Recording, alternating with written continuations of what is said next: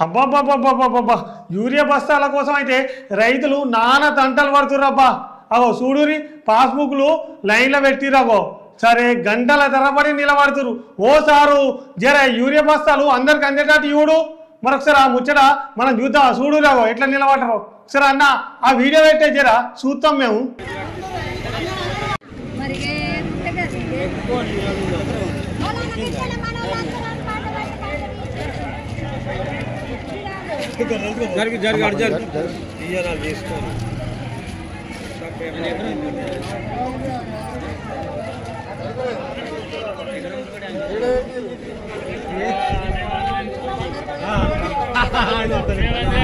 Phone చేశాడు.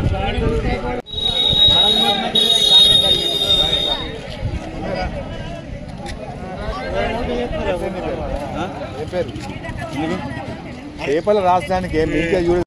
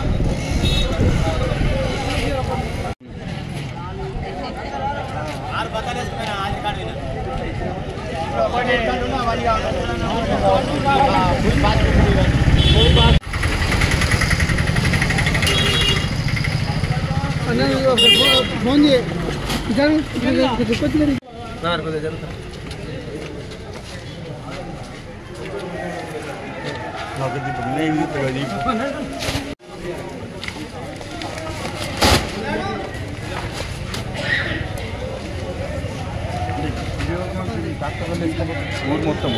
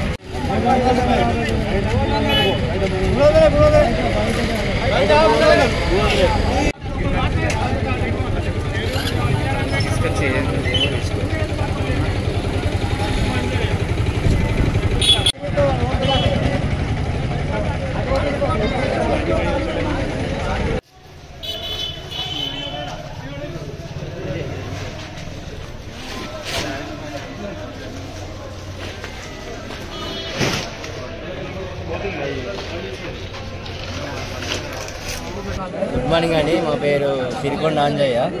ఇక్కడ లింగంపేట. ఇక్కడ మేము పొద్దున 9 గంటల ఇక్కడ లైన్ పెట్టినాం. మొత్తం ఇక్కడ ప్రాసెస్ అంతా చేంజ్ పెట్టిన వాళ్ళు ముందు లైన్లో పెట్టిన వాళ్ళు మళ్ళీ ఎక్కొచ్చి మళ్ళీ 2-3 పెడతారు. అట్లా కంటిన్యూ బాగా మొత్తం రష్ అయింది. చాలా టైం బాగా తీసుకుంటారు. ఎన్కోళ్ళు చాలా ఇబ్బంది పడుతారు. ఇక ప్రాసెస్ అంతా చాలా ఇబ్బందికరంగా ఉంటుంది.